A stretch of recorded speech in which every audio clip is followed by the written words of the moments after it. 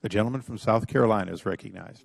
Thank you, Mr. Chairman. The Department of Justice, Mr. Chairman, is not just another agency within the federal government. The Department of Justice is responsible for safeguarding the fundamental foundation of this republic, which is respect for the rule of law.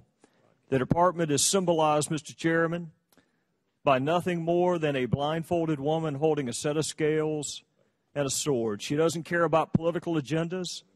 She doesn't care about whether her decisions help or hurt people's reelection bids. She doesn't care about race, gender, socioeconomic status, just the equal application of the law so all citizens can have confidence in the decisions that she makes. So it is against that backdrop, Mr. Chairman, that we look at the facts surrounding this investigation.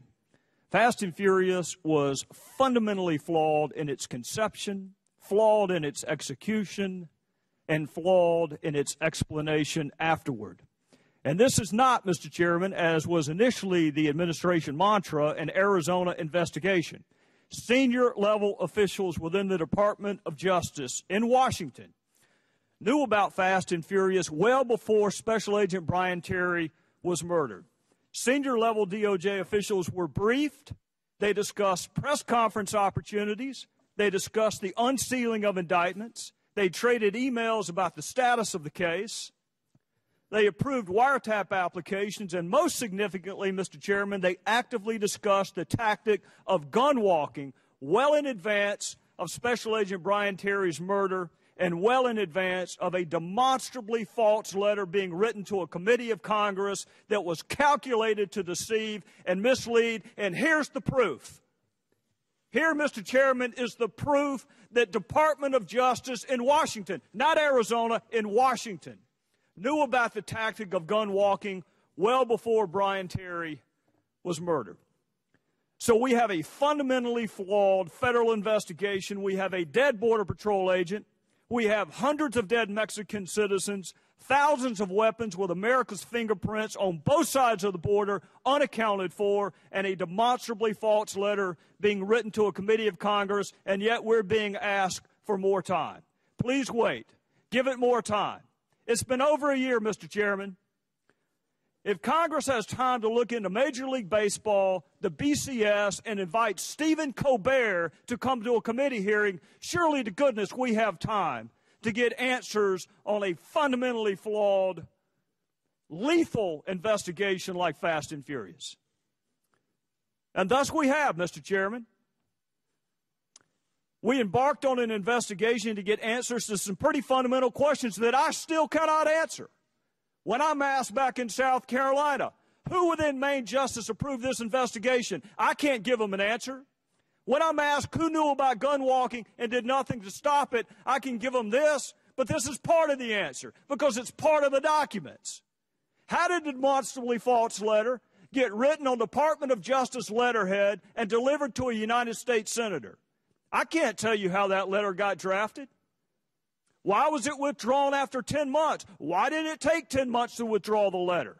Why was the criminal chief, to my friend Pat Meehan's point, why was the criminal chief of the Department of Justice in Mexico advocating for gun walking on exactly the same day that this demonstrably false letter was delivered to a committee of Congress? Can anyone answer that question? Can you tell me why Lanny Brewer was in Mexico advocating for a tactic that we all acknowledge is flawed on the very same day the Department of Justice was denying the tactic to Senator Chuck Grassley? Not only does Congress have a right to ask these questions, we have a fundamental duty to ask these questions. Our fellow citizens, the ones we're supposed to work for, when they get a jury summons, do you think they have a choice on whether or not to comply? When they get a subpoena from a law enforcement agency, do you think our fellow citizens get to offer an extraordinary accommodation in lieu of providing the documents? Either Congress has the authority to send a subpoena and require full compliance, or what we have been doing for the past 12 months is a fool's errand. And we never should have discussed contempt of Congress. Either we have the right to the documents and we should get all of them, or we have no business here. And with respect to executive privilege, Mr. Chairman, I'm going to resist the temptation to contrast Senator Obama's position on executive privilege with President Obama's position on executive privilege, but I would just note the juxtaposition is stark. If he was not part of the drafting of the February 4th letter, if he did not know about Fast and Furious before Brian Terry was murdered, if he did not approve of the wiretap applications, then what in the world is he asserting executive privilege for? He's either part of it or he's not. If he's part of it, then we've had a series of witnesses that have misled this committee. And if he's not part of it, then he's got no business asserting executive privilege, and I would yield back. Mr. Chairman, I would just simply say this. There's been a lot of discussion this morning about wide receiver, about previous administrations. Mr. Chairman, let me be very clear. Bring them all. Bring everybody before this committee. Anyone who has information about gun walking, bring the information before the committee, because gun walking is wrong no matter what administration does it. So bring the Republicans and bring the Democrats and bring the Bull Moose Party and bring the Whigs. Bring them all. But that does not mitigate this Attorney General's responsibility to comply with a subpoena from Congress. Those are two separate issues, Mr. Chairman. What happened? Let's get all the information. To all of our colleagues who want to blame the Bush administration for everything that has gone wrong in this country, give them their day. But that does not mitigate this Attorney General's responsibility to comply with the law. And I'll say this in conclusion, Mr. Chairman. Like my friend Pat Meehan from Pennsylvania, as a former prosecutor, this is a sad day. For someone who worked for the Department of Justice, I hasten to add, in a Democrat administration, this is a sad day, but it is a necessary day. The notion that you can withhold information and documents from Congress, no matter whether you're the party in power or not in power, is wrong.